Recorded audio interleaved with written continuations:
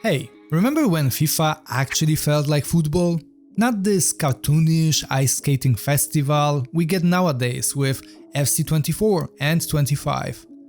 Well, I took a trip back to year 2015, back to FIFA 16. And man, I did not expect to enjoy it as much as I did. Seriously, this is not nostalgia talking, cause I didn't even play FIFA 16 back in the day. And if you think I'm just another old bald head coping with rose-tinted glasses, well, cool, stick around for a few minutes and tell me if I'm wrong. Quick question while we're at it, what's the last FIFA you guys actually enjoyed? Drop the year in the comments. I'm betting it wasn't anything with FC in the title. Because FIFA 16, man, this wasn't just a decent entry in football gaming history. I think it might be the last truly immersive FIFA game before things went off the rails with the switch to the Frostbite engine.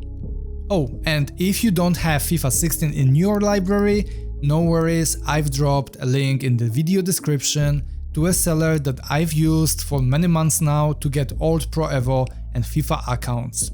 His prices are a tad bit higher than usual, but unlike some sketchy sites, this one hasn't screwed me over or anyone in my community, so check it out. Alright, now let's dive into FIFA 16. Grab some popcorn, kick back, and let's take a deep dive into why FIFA 16 might just be a forgotten gem. First off, let's talk about the graphics. Now, obviously, 10 years old title is not going to beat the latest FC games in raw visual fidelity. Naturally, the models aren't as detailed, the crowd doesn't scream in Ultra HD, and there is no 500 layer shadow rendering. But you know what? It actually looks better. Seriously, just look at the screen. Player models in FIFA 16 feel like actual footballers. They have human proportions. They don't look like Fortnite characters trapped in football kits, unlike what we have nowadays. And player faces can get really damn good, especially when you play Infinity Patch, which brings the game to 2024-2025 season.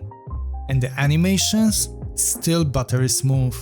Whether you're dribbling, sprinting down the wing, or letting one rip from outside the box, FIFA 16 just looks right. Now, question to you folks. On a scale from meh to damn, that's slick, how would you rate these FIFA 16 graphics and animations? Let me know in the comments, I'm genuinely curious where it lands for you. Also, keep in mind that this was the last FIFA before EA switched to the Frostbite engine. And I believe you can feel the difference. There's no skating, no weird momentum issues here. Players actually feel like they have studs on the grass, not rollerblades on ice. So if you generally like how FIFA plays, but couldn't get past those terrible running animations in modern titles, I think FIFA 16 might just be for you. And then even the pitch itself looks more authentic than today's titles. Like, seriously.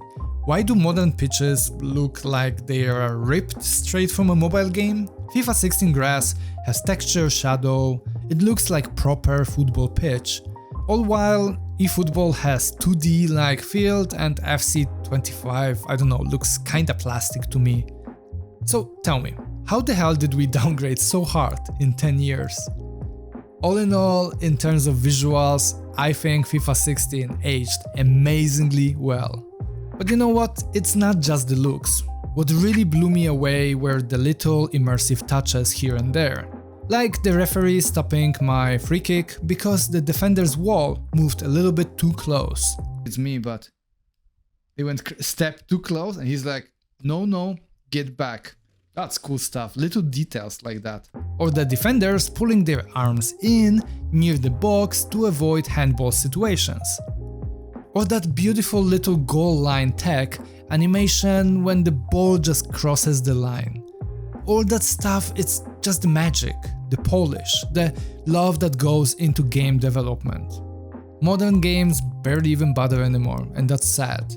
They are way too busy selling Ultimate Team cards to give a crap about details like this. And even though FIFA 16 came out from EA, it had soul. Now a question to you folks. Are there more little details like that in FIFA 16 that I've missed? Let me know in the comments. And then we have gameplay. And honestly, it kinda slapped. And it starts with air duels.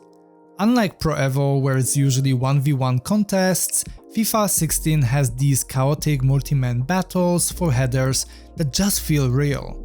And when you win one, that thump as the header connects, it's really satisfying. Same with shots. There's arc, power, velocity, you feel the bang. I was also expecting dribbling to be all about flashy skill moves being your get out of jail card, but nope. Turns out it's more about unbalancing defenders. And we have a lot of tools at our disposal. We can use L1 for feints, L2 to shield. It's a slick system, really cool. And when you throw skill moves into the mix, it's actually fun. Responsive, expressive, just satisfying.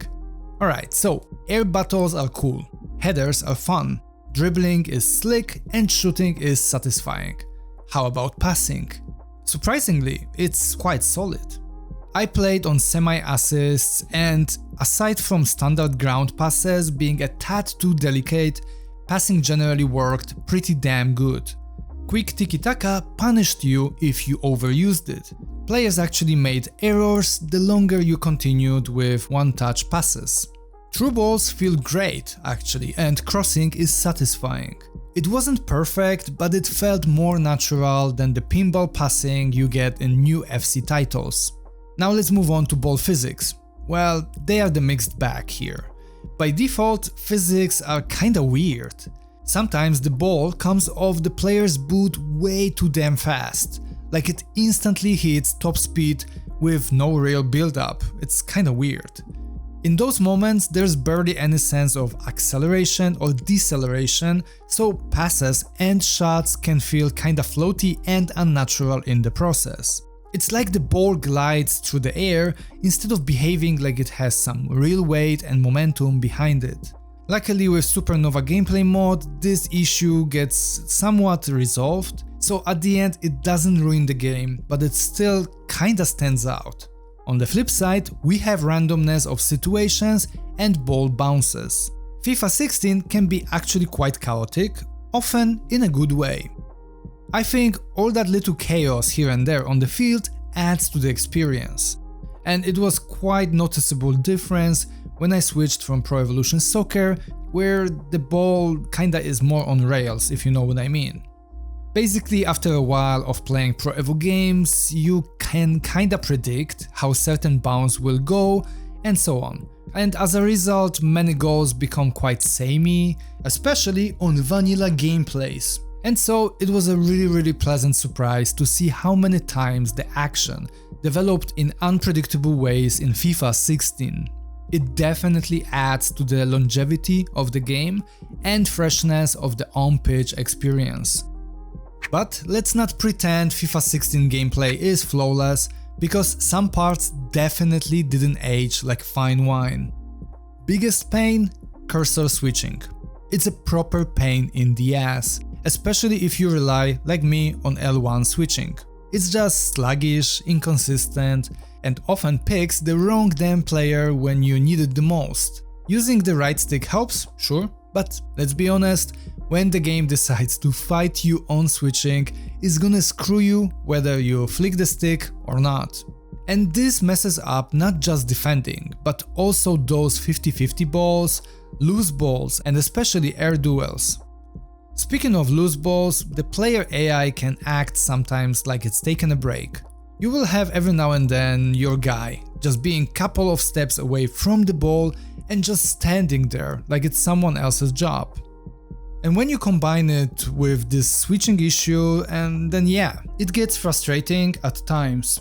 Set pieces also started off rough for me. At first, they felt unintuitive as hell. Free kicks were confusing, penalties made no sense, and corners felt awkward. But after some practice, well, they actually grew on me. That said, you don't get many free kicks in general. And that's not because the refs are bad. They actually call fouls fairly well. but the computer defends in a way that rarely gives you those fouls. Perhaps it could be my playstyle, sure, but still it stood out to me over time. On the flip side, the referee gives cards to both teams when suitable, so that's pretty damn awesome. How about defending overally? Well, it's a bit of a mixed bag.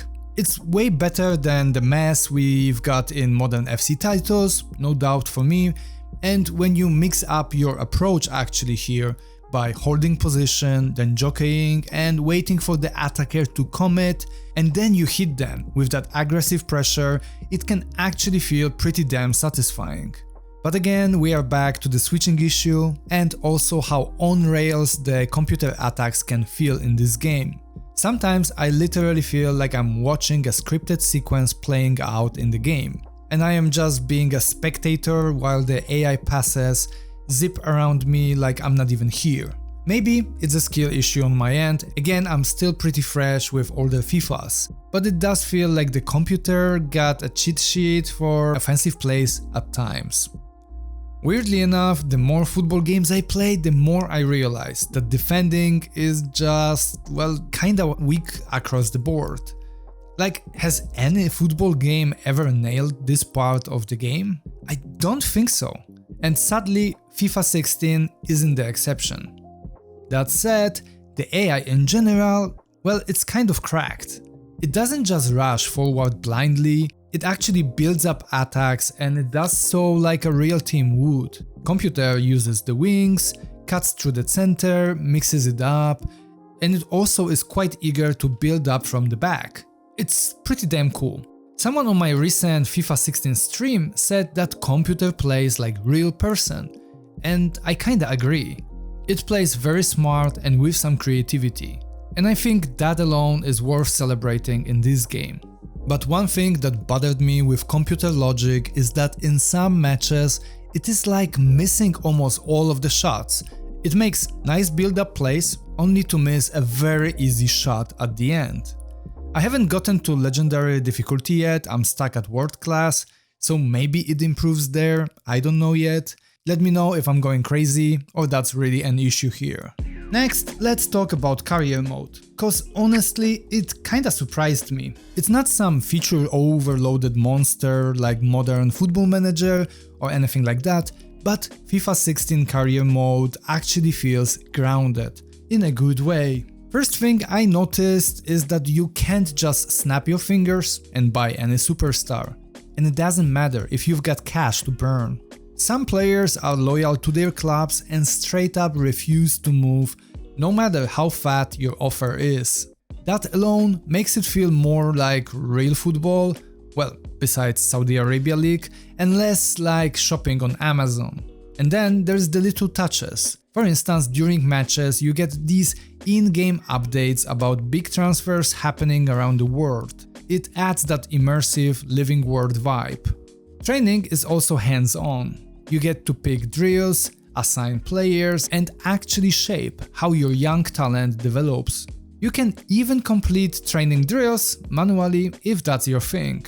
Overall, FIFA 16 Career feels like a mode that respects your time while still giving you something to sink your teeth into. No weird gimmicks, no pointless fluff, just solid, grounded progression and some good old football management fun. And then, oh boy, we got mods and patches. I've spent most of my time using the 2006 season mod. And as a kid who grew up watching mid-2000s football, this was a dream. Complete major leagues, authentic kits, player faces from that era, it hits the nostalgia bone like a sledgehammer. There's also the ModdingWay patch if you want to play the original season for 2016, or even crazier, check out Infinity Patch, which updates everything to the 2024-2025 season. That's right folks, a FIFA game from 2015 still getting new rosters. Wild. I think Infinity Patch is particularly impressive with very high quality faces that make the game look almost like modern football titles. And guess what? All these mods are free. And I mean completely free. Unlike the Pro Evo 21 version of similar 2006 patch, which is locked behind paywalls, or most of bigger modern mods on FC games. Having detailed mods like these being free in football gaming community is a breath of fresh air. So big thumbs up to anyone who worked on FIFA 16 mods and patches, cause honestly you guys did amazing job. So all in all, FIFA 16 turned out to be a massive positive surprise for me. As someone who barely touched older FIFA titles and mostly suffered through the modern FC games or stick with Pro Evolution Soccer, I came in with rock bottom expectations. I thought it would be an outdated arcadey mess, but I couldn't have been more wrong. This 10-year-old FIFA, genuinely fun, surprisingly immersive, and honestly, more enjoyable than what EA is serving today. It is a game I'll probably keep coming back to, not just for content, but for actual fun.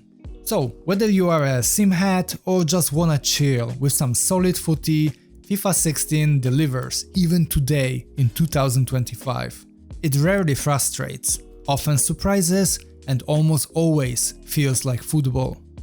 This was my first proper dive into older FIFA titles, and man, it sets the bar way higher than I expected. So, if you've got a chance, do yourself a favor. Go back and relive the last pre-Frostbite FIFA. You might just remember why so many people fell in love with this series in the first place. And yeah, 10 years later and I'm vibing with FIFA 16 more than anything new. What does that say about EA? Or hell, what does that say about me? If you wanna grab FIFA 16 for yourself, check the link in the video description. Same seller I've been using for months, solid rep, zero scams. And if you wanna support the channel, buy me a coffee on Ko-Fi page, smash that like button and subscribe for more deep dives into forgotten football gems. Or don't, but just know your next penalty kick will miss the goal entirely. You've been warned. Anyway, that's all from me in this video. Thanks for your time and I'll see you in the next one.